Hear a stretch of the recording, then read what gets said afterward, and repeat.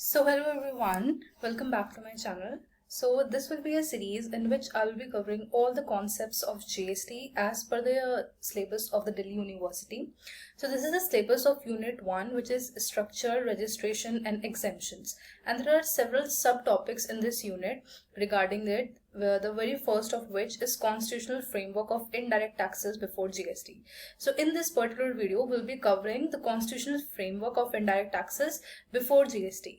यानी कि जीएसटी के आने से पहले किस तरीके से गवर्नमेंट हमारे ऊपर इनडायरेक्ट टैक्सेशन अप्लाई करती थी और कौन कौन से इनडायरेक्ट टैक्सेस पब्लिक के ऊपर एप्लीकेबल होते थे. So all this we will be learning in this video and I will be giving a separate video on all these topics.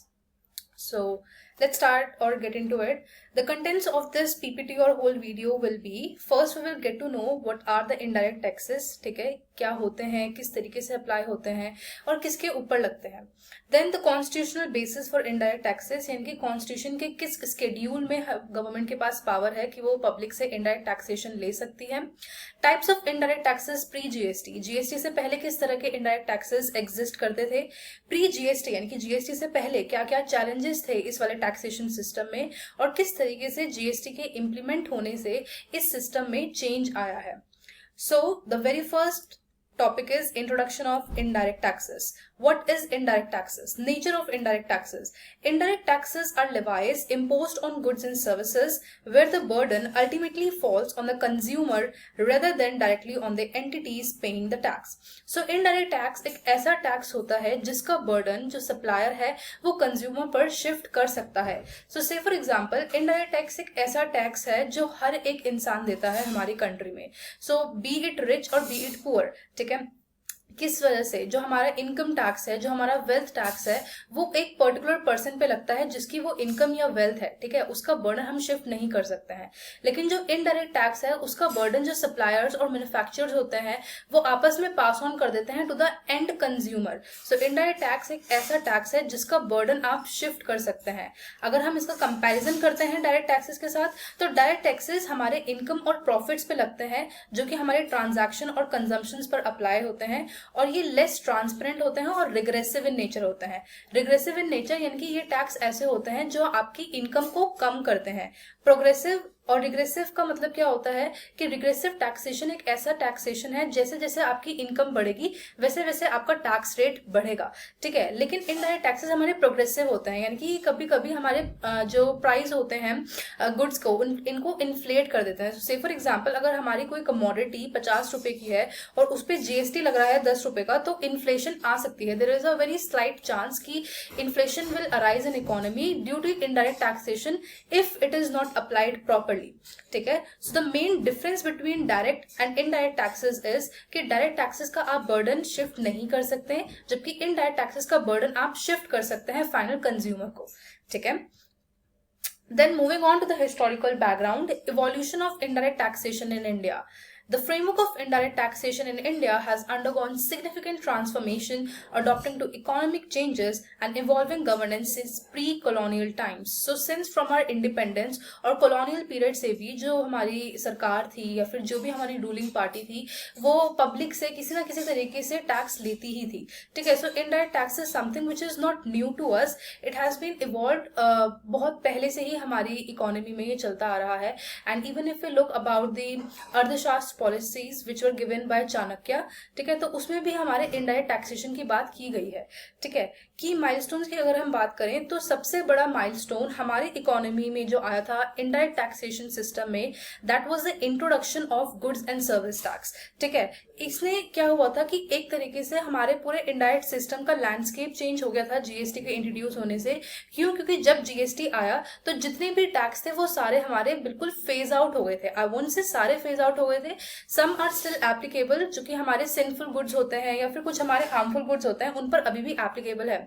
But GST ने क्या करा कि जितने अलग अलग तरह के टैक्सेस थे उन सबको कंबाइन करके एक टैक्स आ गया जीएसटी, जिसकी वजह से हमारी इकोनॉमी में एक बहुत ज्यादा पाइवटल शिफ्ट आया, ठीक है. Now what is the constitutional basis of indirect taxes, यानी कि कॉन्स्टिट्यूशन में ऐसी कौन सी पावर दी गई है गवर्नमेंट को जिसके बेसिस पे वो इनडायरेक्ट टैक्सेस को लेवी कर सकती है. Now article related to taxation. The Constitution of India contains several articles that define the taxation power and limit of the government. तो कॉन्स्टिट्यूशन में ऐसे बहुत सारे प्रोविजन हैं जो गवर्नमेंट की टैक्सेशन पावर और लिमिट्स को डिफाइन करते हैं. अगर हम की आर्टिकल्स की बात करें तो उसमें हमारे की आर्टिकल्स हैं 246, 265 एंड 268 जो कि एक फ्रेमवर्क बताते हैं कि किस तरीके से सरकार को टैक्स लगाना है पब्लिक पे.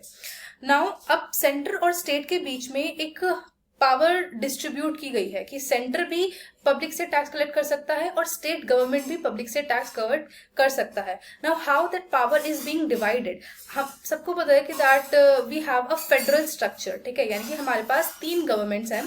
फेडरल स्ट्रक्चर पहले आती है हमारी लोकल बॉडी, फिर we have our state government and then we have our central government. ठीक है, तो इसको बोलते हैं अपना एक तरीके से फेडरल स्ट्रक्चर है. तो ये जो बैलेंस है ये इंश्योर करता है कि हमारी जितने भी लेवल्स ऑफ गवर्नमेंट है, चाहे वो हमारा यूटी जीएसटी, एसजीएसटी और हमारा यूनियन गवर्नमेंट है, उनको एक इक्वल पावर मिलती है टैक्स को लेवाय करने के लिए पब्लिक पे. ठीक है, now key amendments impacting indirect taxation. सबसे इंपॉर्टेंट चीज जो आपको याद रखनी है जीएसटी में, that is the 61st amendment. This amendment allowed for the constitution to provide for the levying of taxes by local bodies on certain services. It empowers states to create laws ensuring local self governance can function efficiently. ठीक है, 61st amendment जो हमारी constitution में आई थी उसने ये कहा था, उसने ये पावर दी थी हमारी लोकल बॉडीज और स्टेट गवर्नमेंट को कि वो टैक्सेशन पॉलिसीज बना सकती है और पब्लिक से टैक्स कलेक्ट कर सकती है.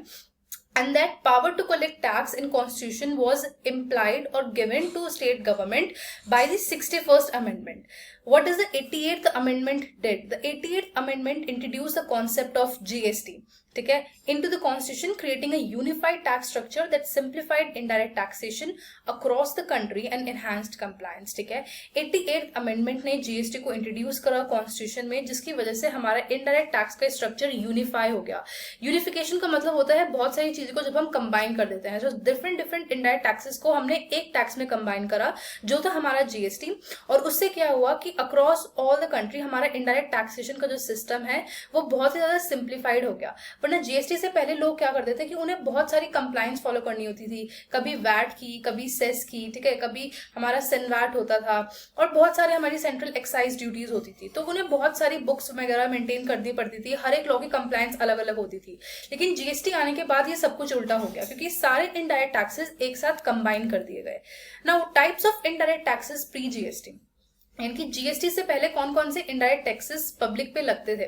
अगर हम सेंट्रल के इनडायरेक्ट टैक्सेस की बात करें, now central indirect taxes refers to those indirect taxes which were imposed on public by the central government. ये वो टैक्सेस थे, इनडायरेक्ट टैक्स थे जो सेंट्रल गवर्नमेंट पब्लिक पे लगाती थी.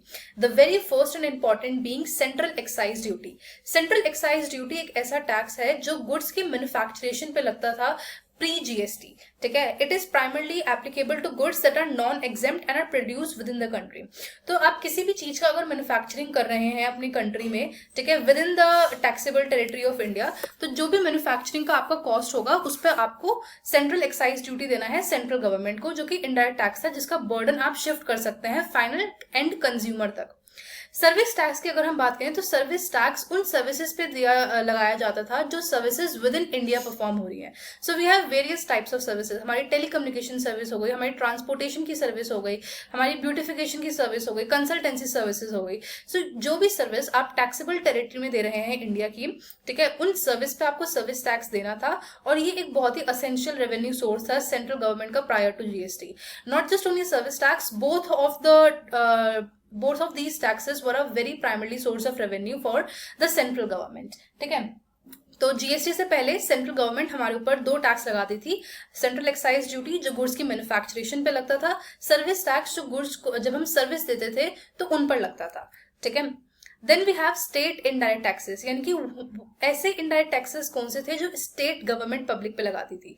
ठीक है, the very first being value added tax. Value added tax एक कंजम्पशन टैक्स है which is levied on the value added at each stage of production और distribution of okay, so value added tax एक ऐसा tax है जो जब आप हर एक स्टेज पे कंजम्पशन पे जो भी आपका वैल्यू एड ऑन होता है उस वैल्यू के बीच में लगता है। तो से फॉर एग्जांपल सबसे पहला आता है आपका मैन्युफैक्चर। ठीक है, मैन्युफैक्चर ने एक चीज प्रोड्यूस करी जो कि थी, से फॉर एग्जांपल आपने एक चीज प्रोड्यूस करी जिसका अमाउंट था 500। ठीक है, तो उसने कितनी वैल्यू जनरेट करी? उसने वैल्यू जनरेट करी 500। फिर मैन्युफैक्चरर ने वो हमारे जो गुड्स प्रोड्यूस करे वो उसने ट्रांसफर कर दिए होलसेलर को। होलसेलर ने क्या करा कि 500 में अपना प्रॉफिट मार्जिन ऐड करा 50 रुपीज का, और 550 में उसने वो रिटेलर को भेज दिया। सो होलसेलर ने कितनी वैल्यू एडिड करी? होलसेलर ने वैल्यू एडिड करी 50 रुपीज। ठीक है, उसके बाद रिटेलर ने अपना प्रॉफिट मार्जिन ऐड करा। तो जो प्रॉफिट मार्जिन या जो भी वैल्यू हमारी ऐड हो रही है, चाहे प्रोडक्शन के केस में, या फिर we can also see this in the concept of raw material, कि रॉ मटेरियल प्रोड्यूस हुआ, फिर वो फैक्ट्री के पास गया, फिर फैक्ट्री से वो रॉ मटेरियल से वर्क इन प्रोग्रेस बना, और वर्क इन प्रोग्रेस से वो फिनिश गुड में बना। तो हर एक स्टेज पे जितनी भी वैल्यू क्रिएशन आप किसी प्रोडक्ट या सर्विस में करते थे, उस वैल्यू क्रिएशन पे जो टैक्स लगता था that is known as value added tax. So value added tax एक कंजम्पशन टैक्स है जो उस वैल्यू पे लगता है जो हर एक स्टेज में वैल्यू क्रिएट होती है। ठीक है, then we have sales tax. Sales tax एक डायरेक्ट टैक्स था जो sale of good and services पे लगता था, which is often calculated as a percentage of sales price varying by state and types of good sold. तो sales tax हमारा एक तरीके से डायरेक्ट टैक्स था। I won't say direct tax in that sales tax एक किसी भी particular entity या एंटरप्राइज की सेल्स पर लगता था। ठीक है, then we have challenges in pre GST framework, यानी कि जीएसटी के इंट्रोड्यूस होने से पहले क्या क्या चैलेंजेस थे। The very first being complexity and compliance issues. बहुत सारी मल्टीपल टैक्स लेयर सिस्टम्स थी। जीएसटी से पहले जो हमारे इनडायरेक्ट टैक्सेस थे जैसे कि VAT, service tax, excise duty, इसमें क्या होता था कि इतने सारे लॉज थे कि जो अकाउंटेंट्स होते थे, जो एक तरीके से हम बोल रहे हैं कि कंप्लायंस होते थे, accountants, CS, they have to get to know and read about every particular law. अब उन्हें वैट भी पढ़ना है, सर्विस टैक्स भी पढ़ना है, एक्साइज ड्यूटी का लॉ भी पढ़ना है, और सबके अलग अलग लॉ और सबके अलग अलग कंप्लायंसेस हैं। तो बहुत सारी टैक्स लेयर होती थी, ओवरलैपिंग होती थी टैक्स लायबिलिटीज की, क्योंकि हर एक लॉ में अलग अलग रेट्स बता रखे थे। ठीक है, audit and enforcement challenges. Frequent audit कराने पड़ते थे, किसी को वैट का ऑडिट कराना है, किसी को सर्विस टैक्स का ऑडिट कराना है, किसी को एक्साइज का ऑडिट कराना है, तो ऑडिट की जो कॉस्ट होती थी वो भी इंटरप्राइज के लिए बहुत बढ़ती थी। मोरोवर जो इन्फोर्समेंट एक्टिविटीज होती थी वो बर्डन क्रिएट करती थी बिजनेस के ऊपर। ठीक है, कि यानी कि उन्हें एक कंप्लायंस कॉस्ट भी बेयर करनी है, फिर उन कंप्लायंस वो उनकी ठीक से प्रॉपर कर रहे हैं या नहीं कर रहे, उनका ऑडिट कराना है, और फिर ऑडिट के भी उन्हें पैसे देना है। सो बहुत ज्यादा एक इन्फोर्समेंट चैलेंज आ गया था बिजनेसेस पर। इंटर स्टेट डिस्प्यूट होने लगे थे। अब देखो, स्टेट्स जो हैं उनके बीच में इकोनॉमिक डिस्पैरिटीज है। अगर हम मुंबई और बिहार का कंपैरिजन करें तो उसमें इकोनॉमी का लाइक जमीन और आसमान का अंतर आएगा। ठीक है, तो इकोनॉमिक डिस्पैरिटीज थी, लेकिन आप रेट सेम लगा रहे हैं। ठीक है, यानी कि मुंबई में जो रह रहा है बंदा, he is like well financial off as compare to a person who is living in Bihar, लेकिन दोनों एक ही रेट पे हमारा क्या कह रहे हैं, जीएसटी दे रहे हैं। तो इकोनॉमिक डिस्पैरिटीज बहुत ज्यादा बढ़ जाती थी, और टैक्स रेवेन्यू जो होता था हर एक स्टेट गवर्नमेंट का अलग अलग आता था, क्योंकि स्टेट गवर्नमेंट अपने हिसाब से टैक्सेशन करती थी। ठीक है, लीगल कॉन्फ्लिक्ट होते थे स्टेट्स के बीच में, क्योंकि लीगल कॉन्फ्लिक्ट इसलिए होते थे क्योंकि टैक्स एडमिनिस्ट्रेशन और कंप्लायंस जो थी, कभी कभी रेट्स के बीच में कंफ्यूजन हो जाता था। फिर सेंट्रल गवर्नमेंट उन डिस्प्यूट्स को हैंडल करती थी, क्योंकि किसी का, आप ये मानते हैं किसी एक स्टेट गवर्नमेंट का रेवेन्यू हम मान लेते हैं कि सेनवैट में या फिर किसी भी एक पर्टिकुलर इनडायरेक्ट टैक्स में कम आया as compare to another state, तो वो डिस्पैरिटीज हो जाती थी, इकोनॉमिक डिस्पैरिटीज, जिसकी वजह से स्टेट गवर्नमेंट के बीच में कॉन्फ्लिक्ट होते थे कि this particular state is earning more revenue than us and why is it being so. तो वो वाले डिस्प्यूट्स होते थे प्री जीएसटी एरा में। Now what were the reforms जिसकी वजह से जीएसटी को इंट्रोड्यूस किया गया? ठीक है, there was a need for a unified tax structure. हमें एक ऐसा टैक्स स्ट्रक्चर चाहिए था जो सारे इनडायरेक्ट टैक्सेस को यूनिफाई करे। ठीक है, जिसकी वजह से इकोनॉमिक ग्रोथ और सिंप्लीफिकेशन आई टैक्सेशन सिस्टम में। ठीक है, there were global best practices. हमें क्या देखना था कि वी यूज्ड टू, हमें अपना tax economic structure, business environment जो था वो हमें ऐसा बनाना था जो कि ग्लोबल हमारे सारे कंट्रीज फॉलो कर रही हैं। ठीक है, तो हमने इंटरनेशनल टैक्सेशन सिस्टम्स जो भी अलग अलग डिफरेंट कंट्रीज में ऑपरेट हो रहे हैं उनसे हमने इंस्पिरेशन लिया, और उसके बाद फिर हमने जीएसटी को इंट्रोड्यूस करा। Role of empowered committee of state finance minister. There were recommendations for GST framework. हर एक स्टेट फाइनेंस मिनिस्टर ने और बहुत सारे मिनिस्टर्स जो थे फाइनेंस के, उन्होंने रिकमेंडेशन दिया कि yes we should introduce GST. ताकि हमारा इनडायरेक्ट टैक्सेशन का जो पूरा एक सिस्टम है उसमें रिफॉर्म आ सके। स्टेक होल्डर कंसल्टेशंस हमने बहुत सारे जितनी भी हमारी रेगुलेटरी अथॉरिटीज हैं, जैसे कि हो गया हमारा नफरा हो गया, ठीक है, हमारा आरबीआई हो गया, बहुत सारी रेगुलेटरी एजेंसीज हैं, उन सबसे हमने कंसल्टेशन वगैरह ली और उसके बाद हमने जीएसटी को इंट्रोड्यूस करा। So this was all about our very first topic, which is the constitutional framework of indirect taxes before GST. So I hope you get this video, and in the upcoming videos we'll be covering all these topics regarding the rationale of GST, the structure of GST, the GST council, network, state composition mechanism, registration and exemption. So all this will be covered in a separate video, but this was a very brief constitutional framework कि GST से पहले किस तरीके से हमारा एक तरीके से पब्लिक के ऊपर indirect taxation apply होता था. So this was it for this video. I hope you are able to get it, and thank you so much for watching this.